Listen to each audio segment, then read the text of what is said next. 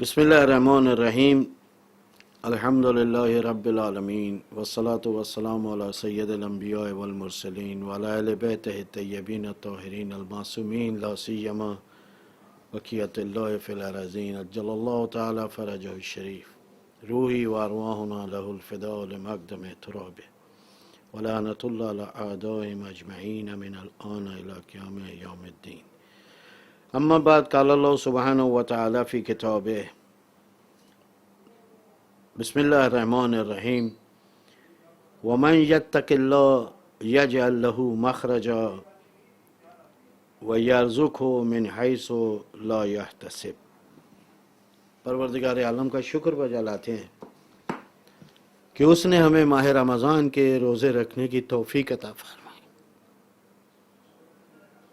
परवरदिगार इस माह रमज़ान को हमारा आखिरी माह रमज़ान करार न दे। परवरदिगार तेरा शुक्र बजा लाते हैं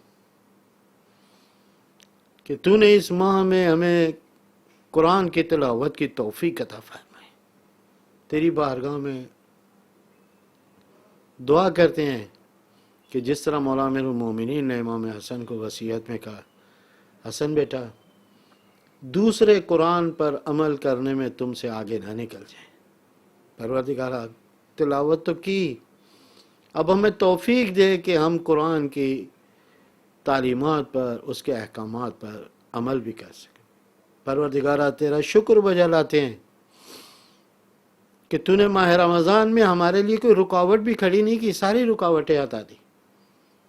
हमें बीमारी नहीं दी, हमें सफ़र पे मजबूर नहीं किया। ये तेरी तौफीकात हैं कि जो हमें हासिल हुई हैं। मोमिनीन, मैं दो चार जुमले आप लोगों से बात करना चाहता हूँ। फ़कत वो ये है कि आज शब ईद है। ईद का मतलब पलटने का होता है, औद ईद। ये महीना जो लोग खुदा से दूर हो गए थे, खुदा की तरफ पलटने का महीना है। ये लोग जो इताअत से दूर होकर मासियत के दलदल में फंस गए थे, ये मासियत से निकलकर इताअत की तरफ पलटने का महीना था, औद का महीना था।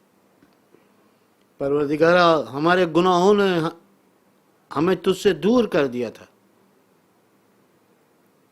इस माह में तूने हमारी बख्शिश की, हमारे गुनाहों को माफ़ किया। हम तेरा शुक्र बजा लाते हैं कि तूने हमारे गुनाहों को माफ़ करके हम गुनाहगारों को अपने सीने से लगाया, अपने दरबार में खड़ा किया। ईद उन लोगों की ईद है कि जिन्होंने अपने आप के दामन को गुनाहों से झाड़ा हो, गुनाहों से साफ किया हो,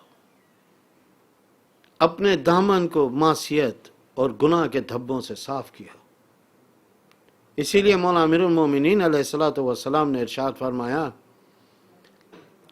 मोमिन के लिए हर रोज वो ईद है कि जिसके अंदर वो मासियत ना करे, गुनाह ना करे।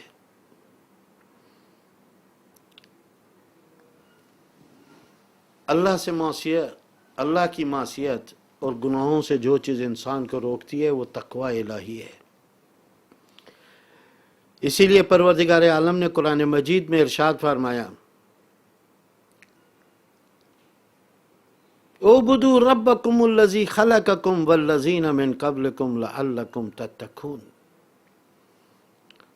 ये जो मैंने तुम्हें इबादत का हुक्म दिया है, इबादत का फ़ायदा मुझे नहीं है।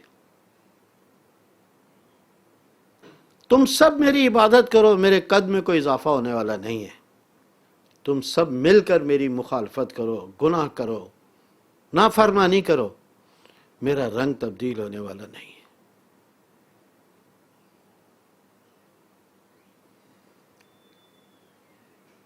उबुदू लअल्लकुम तत्तकून, सूरह बकरा की 21। इबादत करो ताकि तुम्हारे अंदर तकवा पैदा हो जाए। ये जो माह रमज़ान के लिए आय शरीफा आप लोग पढ़ते हैं, उसके लिए भी यही कुतिबा अलैकुमुस्सियाम कमा कुतिबा अलल्लज़ीना मिन क़ब्लिकुम लअल्लकुम तत्तकून। तुम्हारे ऊपर रोज़ों को हमने इसलिए फ़र्ज़ किया है कि तुम्हारे अंदर तकवा पैदा हो जाए, परहेज़गारी पैदा हो, میں چاہتا ہوں ایسا نیرو و طاقت تمہارے اندر پیدا ہو کہ جو تمہیں گناہوں کے مقابلے میں روک لے، گناہ کے ارتکاب سے روک لے، نافرمانی سے روک لے، معصیت سے، گناہ سے تمہیں روک لے۔ بس عبادات ہدف نہیں ہے، عبادات وسیلہ ہیں تقوی پیدا کرنے کی۔ اب فقط جب آپ لوگ دیکھیں کہ اللہ تعالیٰ نے عبادات کو، یہ ماہ رمضان کو تقوی پیدا کرنے کے لیے، پرہیزگاری پیدا کرنے کے لیے بنایا، لہذا فرمایا کہ دیکھیں من یتق اللہ یجعل لہ مخرجا، جس کے اندر خوف خدا پیدا ہو جائے گا، پروردگار عالم اس کو کہیں پر بھی بند گلی میں رکنے نہیں دے گا، کسی مشکل میں اس کو پھنسنے نہیں دے گا۔ جب بھی کوئی اس کے اوپر کوئی مشکل آئے گی، پریشانی ہوگی، مخرجا، اس کے لیے خروج کے راستے، اس کے لیے نجات کے راستے قرار دے گا۔ تقوی کا فائدہ ایک تو یہ۔ وَيَرْزُقْهُ مِنْ حَيْثُ لَا يَحْتَسِبُ، دوسرا فائدہ پروردگار عالم فرماتا ہے کہ جب تقوی پیدا ہو جائے گا تو ایسی راہوں سے میں اس کو رزق دوں گا کہ جو اس کے وہم و گمان میں بھی نہیں ہوگا، اس کے خیال میں بھی نہیں ہوگا۔ یہ روزی میرے پاس کہاں سے آ گئی؟ اس کے بعد فرماتے ہیں کہ یہ سورہ طلاق کی دوسری آیت، تیسری آیت، چوتھی آیت میں خداوند عالم فرماتے ہیں من یتق اللہ یجعل لہ من امرہ یسرا، یہ عبادتوں سے جو تم نے تقوی پیدا کیا ہے، تقوی حاصل کیا ہے، اس کا دوسرا فائدہ تمہارا یہ ہے کہ تمہارے کاموں کو میں آسان کروں۔ سورہ طلاق کی یہ جو تمہیں بظاہر مشکل نظر آ رہے ہیں، اگر تم اہل تقوی و پرہیزگار ہوگے، تمہارے کاموں کو میں آسان کر دوں۔ پھر سورہ طلاق کی 5ویں آیت، 3، 4، 5، من یتق اللہ یکفر عنہ سیئاتہ ویعظم لہ اجرا، تمہارے گناہوں کو خداوند عالم معاف کر دے گا، تمہاری اجر و ثواب کو بڑھا دے گا۔ تقوی کے فوائد۔ اس کے بعد سورہ انفال 29ویں آیت، ان تتقوا اللہ یجعل لکم فرقانا، کون اچھا ہے کون برا ہے؟ پروردگار عالم فرماتا ہے کہ اگر تم نے تقوی اختیار کیا، پروردگار عالم تمہارے لیے ایسے معیار کو قائم کرے گا کہ تم اچھے و برے میں تمیز کر سکو گے۔ آج سب سے بڑا مسئلہ یہی ہے، لوگ ایسی جگہوں کی طرف چل پڑتے ہیں، ایسے لوگوں کے پیچھے چل پڑتے ہیں کہ جن کے پیچھے چلنا نہیں چاہیے تھا، ان کو تمیز نہیں کر پاتے۔ حتیٰ یہ مشکل مولا امیر المومنین کے ساتھ بھی رہی، ان کو یہی نہیں سمجھ میں آیا کہ ہم نے جانا کس کے پیچھے، غلط لوگوں کا انتخاب کر لیا۔ لیکن جو اہل تقوی و پرہیزگار تھے، سلمان جیسے تھے، ابو ذر جیسے تھے، میثم تمار جیسے تھے، مالک اشتر جیسے تھے، حج ابن عدی جیسے تھے، انہوں نے علی کے دامن کو نہیں چھوڑا۔ کتنے لوگ تھے جو مولا امام حسین کے ساتھ مدینے سے نکلے تھے لیکن حسین کو چھوڑ گئے، کتنے ایسے تھے جو راستے میں حسین کے ساتھ ملے، انہوں نے ساتھ نہیں چھوڑا۔ وہ سمجھ گئے کہ حسین حق پر ہے، جنہوں نے علی کا ساتھ دیا وہ سمجھ گئے کہ علی حق پر ہے، یہ ان کے تقوی کی دلیل ہے۔ من یعظم شعائر اللہ فإنہا من تقوی القلوب، جو اللہ کی نشانیوں کو زندہ رکھتے ہیں، یہ بھی ان کے دلوں کے تقوی کی وجہ سے۔ تو جب آپ تقوی پیدا کریں گے، اللہ تعالیٰ آپ کے اندر ایک ایسی قوت کو پیدا کرے گا کہ آپ اچھے اور برے میں فرق کرنے لگے۔ پھر فرماتے ہیں یجعل لہ فرقانا ویکفر عنکم سیئاتکم، تمہاری برائیوں کو جھاڑ دے گا، تمہارے مٹی کپڑے پر جو چڑھی ہوئی ہے سیئات کی، اس کو جھاڑ دے گا خدا میں۔ وَاغْفِرْ لَكُمْ، تمہارے گناہوں کو تمہیں معاف کر دے گا، وَاللَّهُ ذُو الْفَضْلِ الْعَظِيمِ۔ بس عزیزو، یہ تقوی کہ جو اس کے فوائد دیتے ہیں۔ اس کے بعد مولا امیر المومنین علیہ السلام نے فرمایا ان امامکم قد اکتفا من دنیا بتمرے ومن تومہ بکرسے الا انکم لا تقدرون علی ذالک۔ لیکن اعینونی بورع واجتہاد وعفت وسداد، تم دیکھو تمہارے امام کا تقوی کس معیار کا ہے، کس بلندی کا ہے. 2 چادروں پر وہ گزارا کرتا ہے، کھانے میں 2 روٹیاں. تم لوگ نہیں کر سکتے. لا تقدرون علی ذالک. عثمان ابن حنیف کو جو خط لکھا نہج البلاغہ مکتوبات کے اندر موجود ہے. تمام شیعوں کو میں کہوں گا 2 خط امیر المومنین کے ضرور پڑھیں مکتوبات میں. ایک عثمان ابن حنیف کو جو لکھا، اور ایک مالک اشتر کو جس کا ہم یہ تفسیر کر رہے تھے. 2 پھٹی ہوئی چادروں پر میں نے گزارا کیا ہے، 2 سوکھی روٹیوں پر تم لوگ یوں نہیں کر سکتے. یہ آپ نے جو ماہ رمضان میں تقوی پیدا کیا، جو عبادات کے ذریعے تقوی کو حاصل کیا، پرہیزگاری کو حاصل کیا، مولا اسی کی آپ سے مدد مانگ رہے ہیں. ولیکن اعینونی، تم 2 سوکھی روٹیاں نہیں کھا سکتے ہو، 2 چادروں پہ گزارا نہیں کر سکتے ہو، لیکن میری اتنی تو مدد کر سکتے ہو. اب مولا آپ سے مدد مانگ رہے ہیں. ہم سب علی سے مدد مانگتے ہیں، علی ہم سے مدد مانگ. اعینونی بورع، تقوی کے ذریعے میری مدد کرو. یہی جو ماہ رمضان میں تم نے تقوی حاصل کیا ہے، یہی جو قرآن پڑھ کے تمہیں تقوی حاصل ہوا ہے، یہی جو تم نے تقوی جو ہے وہ عبادات کے ذریعے حاصل کیا ہے. پورے پاکستان کے اندر آپ لوگوں نے اعتکاف کیا، اعتکاف کے اندر جو مولا فرماتے ہیں یہی اسی سے میری مدد کرو. جتنا تم تقوی اختیار کرتے چلے جاؤ گے، گناہوں سے بچتے چلے جاؤ گے، خدا کے احکامات پر عمل کرتے چلے جاؤ گے، محرمات سے تم بچتے چلے جاؤ گے، یہ اتنی علی کی مدد ہوتی چلی جائے گی.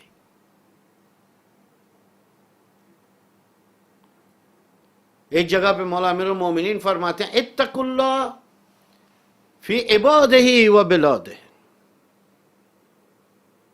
چند مواقع گنائے علی علیہ السلام نے کہ جہاں پر تقوی کے ذریعے میری مدد کرو، اور تقوی کی ضرورت ہے. ان میں سے ایک تو یہ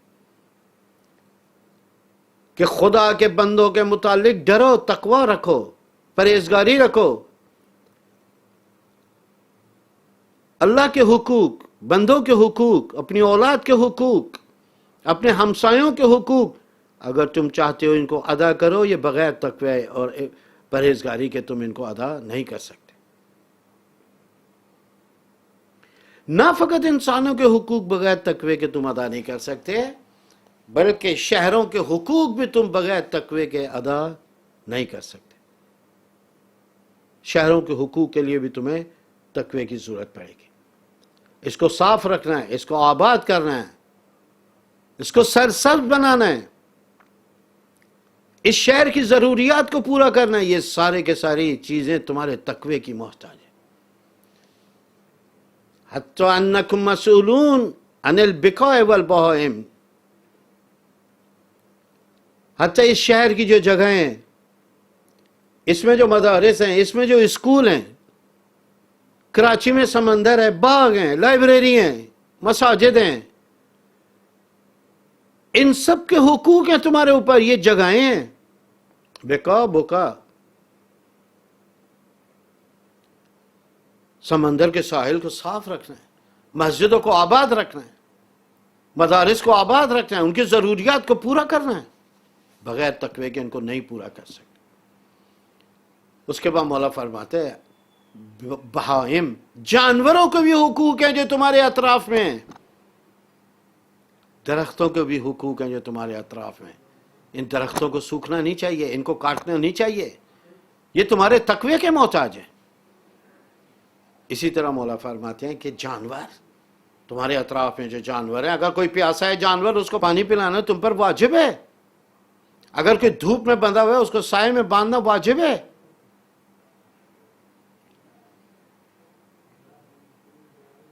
ان کی پیاس کا خیال رکھنا.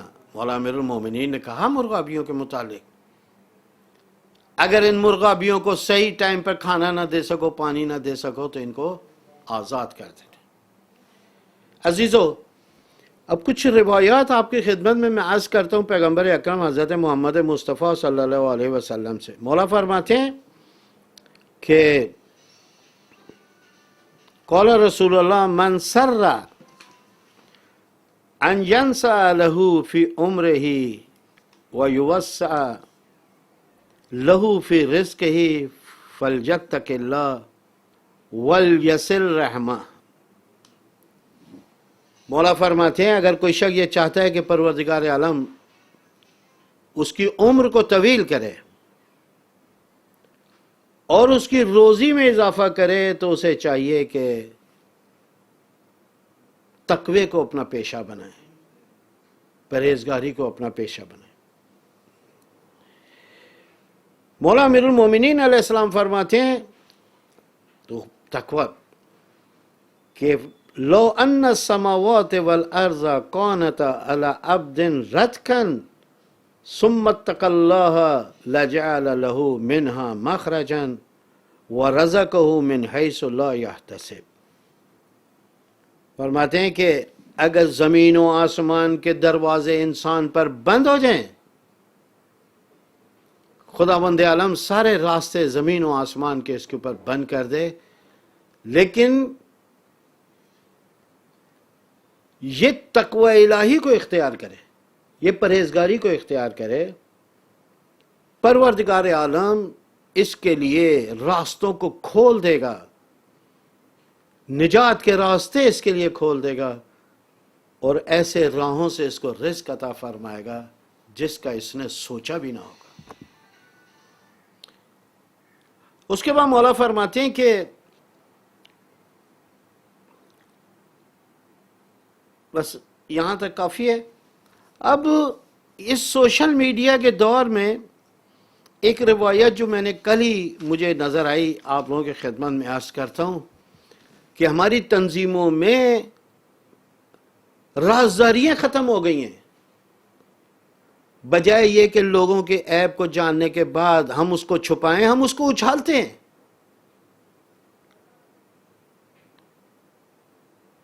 کس قدر باعث نفرت ہے یہ عمل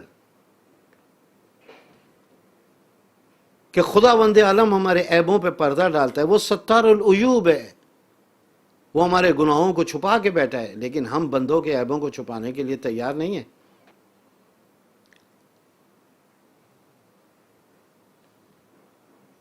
پیغمبر اکرم فرماتے ہیں لا یکون الرجل من المتقین حتی یحاسب نفسه اشد من محاسبت الشریک لشریکہ فیعلم من این مطعمہ. کہ وہ انسان کبھی متقیوں میں حساب ہو ہی نہیں سکتا، اس کا شمار کبھی متقیوں میں ہو ہی نہیں سکتا جب تک کہ وہ دوسروں سے زیادہ خود اپنے نفس کا محاسبہ نہ کرتا ہو. ہر دوسرے کی ٹو میں لگا رہتا ہے، کدھر جا رہا ہے، کدھر سے کما رہا ہے، کہاں سے کھا رہا ہے، کن میں بیٹھ رہا ہے، کن میں نہیں بیٹھ رہا ہے. یہ عید کی رات آپ لوگوں کی خدمت میں تحفہ ہے پیغمبر اکرم. پیغمبر اکرم فرماتے ہیں یہ متقیوں میں سے ہو ہی نہیں سکتا جب تک کہ دوسروں کو چھوڑ کر خود اپنے اوپر توجہ نہ کرے، دوسروں کے نقائص کو چھوڑ کر، دوسرے کے عیبوں کو چھوڑ کر اپنے نقائص اور اپنے عیبوں کو تلاش نہ کرے. اور کس طرح تلاش کرے؟ عجیب جملہ فرما فَيَعْلَمَ مِنْ أَيْنَ مَطْعَمَهُ. کبھی اس نے سوچا بھی ہے کہ تیرا کھانا کہاں سے آیا ہے، تو کہاں سے کما کے لے کے آ رہا ہے؟ اس کے بعد فرماتے ہیں وَمِنْ أَيْنَ مَشْرَبَهُ. یہ پینے کا سامان کہاں سے آ رہا ہے، کبھی سوچا ہے تو نے؟ وَمِنْ أَيْنَ مَلْبَسَهُ. یہ تجھے پتہ ہے کہ لباس تیرا کہاں سے آیا؟ تجھے پتہ ہونا چاہیے کہ تیرا کھانا کہاں سے آیا، تیرا پینا کہاں سے آیا، تیرا لباس کہاں سے آیا. من حل ذالک ام من حرام. تجھے یہ پتہ ہونا چاہیے کہ تو نے حلال کے پیسے سے یہ کھانا پینا اور پہننے کی چیزیں مہیا کی ہیں یا حرام کے پیسے سے کی ہیں. اگر تو نے اس طرح کیا ہے تو سب سے بڑا متقی و پرہیزگار آدمی ہے. بس متقی وہ ہے کہ جو اپنے لباس کا جانتا ہوں حلال سے ہے یا حرام سے، اپنے پینے کا پتہ ہو، پانی کا پتہ ہو کہ کہاں سے، حلال سے یا حرام سے، اپنے کھانے کا پتہ ہو حلال سے یا حرام سے۔ عزیزو، اگر خدا ہی نخواستہ انسان کا لقمہ حرام کا ہو گیا، پھر کوئی مولانا تو دور کی بات ہے، انسان امام حسین کی بھی بات کو سننے کے لیے تیار نہیں ہوگا۔ جب جناب علی اصغر بھی شہید ہو گئے، اس کے بعد بھی مولا امام حسین نے فرمایا اب بھی تم لوگ آ جاؤ، میں تمہاری ہدایت کرتا ہوں، تمہارے لیے نجات کا سامان مہیا کرتا ہوں۔ کوئی امام حسین کو سننے کے لیے نہیں آیا، کوئی مسئلہ نہیں آیا۔ 1400 سال کے بعد علماء کی بات کو کوئی اگر نہیں سنتا ہے تو اس میں پریشانی کی کوئی بات نہیں ہے۔ جب انسان نہیں سننے پر آتا ہے تو امام حسین کی بھی نہیں سنتا۔ امام ان کو ہدایت، ان کی نجات کا وسیلہ فراہم کر رہے ہیں، وہ امام کو تیر مار رہا ہے، کوئی نیزے مار رہا ہے، کوئی تلوار مار رہا ہے، حتیٰ سینے پہ چڑھ کے حسین کا گلا کاٹ دیا۔ جب انسان نہیں سننے پہ آتا ہے تو پھر اس طرح اس کی شروعات کہاں سے ہوتی ہے کہ انسان اتنا بدبخت ہو جائے، اتنا گھٹیا ہو جائے کہ امام حسین کی بھی پھر نہ سنے۔ مولا نے خود اس کا جواب دیا، کہا یہ میری وجہ نہیں ہے، ایسا نہیں ہے کہ میرے کلام میں کوئی اثر نہیں ہے، مسئلہ تمہارے پیٹوں کا ہے۔ بولے قلوبکم بالحرام، تمہارے شکم حرام سے بھرے ہوئے ہیں، یہ تمہارے نوالے ہیں کہ جو تمہارے کو میری بات کو سننے سے روک رہے ہیں، میری بات کو سمجھنے سے روک رہے ہیں، یہ تمہارے نوالے۔ عزیزو، بچیں اس مشکل سے۔ اگر خدا ہی نہ خواستہ تقوی کا یہ معیار ہمارے اندر نہیں ہوا، ہم بڑی مشکل میں آ جائیں گے۔ 1 مہینہ ہم نے روزے رکھے، آخر میں ایک روایت پڑھ کے آپ لوگوں کو تقوی کے مولا فرماتے ہیں ورع المومن یظہر فی عملہ وورع المنافق لا یظہر الا علی لسانہ۔ متقی و پرہیزگار کا عمل بتاتا ہے، مومن ہے، مومن کا عمل بتاتا ہے کہ یہ متقی و پرہیزگار ہے۔ اس کے ہاتھ، اس کے پاؤں، اس کی آنکھ، اس کی زبان، اس کے کان یہ بتاتے ہیں کہ مومن کا تقوی جو ہے اس کے عمل سے ظاہر ہوتا ہے، اور منافق کا تقوی جو ہے وہ فقط زبان تک ہوتا ہے۔ ہمیں علی کا شیعہ زبانی نہیں بننا ہے، ہم نے علی کا شیعہ عملی بننا ہے۔ بس بات کو میں نے ختم کیا۔ تقوی کیا ہے؟ عام لہجے میں بات کروں، تقوی ایک بریک ہے۔ ہم نے ماہ رمضان کے اندر اپنی بریک صحیح کروائی ہے، تقوی حاصل کیا ہے جو گناہوں کے مقابلے میں ہمیں روک لے۔ جس طرح گاڑی کی بریک جو ہے وہ ٹکرانے سے روکتی ہے، خود بھی انسان بچتا ہے، دوسروں کو بھی بچاتا ہے۔ تقوی بھی اسی طرح ہے، خود انسان کو بھی بچاتا ہے، دوسروں کو بھی بچاتا ہے۔ اگر انسان میں تقوی نہیں ہو، دوسروں کے لیے خطرناک ہے، اپنے لیے بھی خطرناک۔ بس عزیزو، ماہ رمضان سے نکلنے کے بعد عید کے روز پتہ پڑے گا، اعتکاف سے نکلنے کے بعد ہمیں پتہ پڑے گا، جب ہماری اس بریک کا ٹیسٹ شروع ہوگا، جب ہمارے تقوی کا ٹیسٹ شروع ہوگا۔ آیا آنکھیں صحیح کام کر رہی ہیں؟ نہیں کر رہی ہیں، نامحرم کو دیکھ کر اسی طریقے سے مزے آ رہے ہیں، ان چیزوں کو دیکھ رہے ہیں کہ جو ہمیں نہیں دیکھنی چاہیے تھی۔ زبان کو دیکھیں گے، زبان کو بریک لگ رہی ہے یا نہیں لگ رہی ہے، یا ہر وہ چیز کے جو بولنا ہے نہیں بولنا اس کو بولتے چلے جا رہے ہیں۔ کان اسی طریقے سے غیبت تو نہیں سن رہے، زبان اسی طریقے سے غیبت تو نہیں کر رہی۔ آیا ہاتھ جو غلط چلے ہیں تو کوئی بریک لگی ہے، تقوی نے اس کو روکا یا نہیں روکا؟ پاؤں جب غلط اٹھے، عید کے بعد، ماہ رمضان کے بعد ہماری اس تقوی کا ٹیسٹ شروع ہوگا۔ لعلکم تتقون، ماہ رمضان ہم نے تمہارے کو اسی لیے قرار دیا تھا۔ لہذا عزیزو بڑی احتیاط رکھیں۔ ماہ رمضان کے بعد روز عید پتہ پڑے گا کہ کتنے متقی و پرہیزگار ہیں۔ اگر ہماری زبان کو بریک لگی، تقوی ہے، ہماری عید ہے۔ اگر ہماری آنکھ کو بریک لگی، ہماری عید ہے۔ اگر ہمارے کانوں کو بریک لگی، ہماری عید ہے۔ ہمارے ہاتھوں اور پاؤں کو بریک لگی، عید ہے۔ اگر ہمارے دلوں کی نیتوں کو فیصلوں کو بریک لگی ہے عید ہے، لیکن اگر ہم نے تقوی اختیار نہیں کیا اور یہ بریک ہمارے اندر پیدا نہیں ہوئی تو ہم نے سراسر ماہ رمضان میں خسارہ کیا۔ اسی لیے مولا امیر المومنین اسلام فرماتے ہیں عید اس کے لیے جس کی بریک صحیح کام کر رہی ہے، جس کے پاس تقوی ہے، جس نے گناہ نہیں کیا۔ اور فقط ماہ رمضان نہیں، یہ والی عید نہیں، میں آپ کو پرسوں بھی عید کہتا ہوں، میں آپ کو ہر وہ روز عید کہتا ہوں کہ جس روز آپ نے گناہ نہیں کیا ہے۔ بس تقوی ایک بریک کا نام ہے، ایک نیرو ہے کہ جو انسان کو روکتی ہے، ایک انرجی ہے کہ جو انسان کو گناہوں کے مقابلے میں روکتی ہے، نافرمانی کے مقابلے میں روکتی ہے، گناہ اور معصیت کے مقابلے کے اندر انسان کو روکتی ہے۔ جتنی زیادہ عبادت کریں گے اتنا زیادہ اچھا تقوی ہوگا، اتنی اچھی بریک ہوگی۔ یہ تقوی ہے کہ جو انسان کو گناہوں میں الجھنے سے اور ملوث ہونے سے اور گناہوں کے ارتکاب سے انسان کو روکتا ہے، اور اس کے لیے عبادت ضروری ہے۔ اعبدوا ربکم الذی خلقکم والذین من قبلکم لعلکم تتقون، یا ماہ رمضان۔ بس پورا سال عبادت۔ اور دوسری بات یہ کہ آپ کو یہ تقوی اور بریک اتنی اچھی بنانی چاہیے کہ 11 مہینے یہ استعمال اور خراب نہ ہو، نہ کم ہو۔ یہ تقوی فقط 1 ماہ کے لیے نہیں ہے۔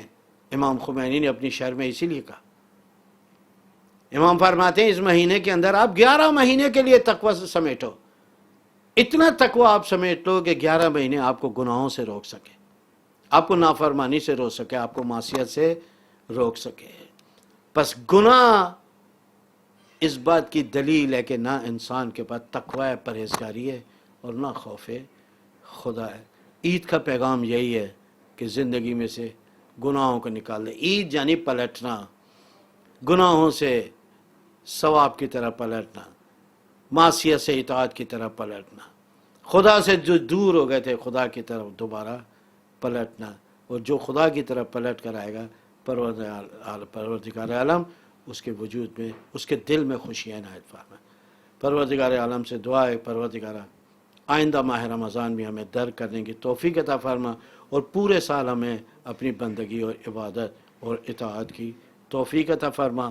ہماری یہ چھوٹی سی کوشش تھی، اس کو اپنی بارگاہ میں قبول فرما۔ آپ سب سے دعاؤں کی محتاج ہیں، آپ سب کے لیے ہم اپنی اکیڈمی کے لیے بھی دعا کرتے ہیں۔ پروردگارہ اس کی رونقوں میں اضافہ فرما، اس کے ذمہ داروں میں خاص طور پر شبیر حسن، مولانا شبیر حسن میسمی صاحب، اس کی توفیقات میں اضافہ فرما، اس کے جتنے بھی کارمند ہیں ان سب کی توفیقات میں اضافہ فرما۔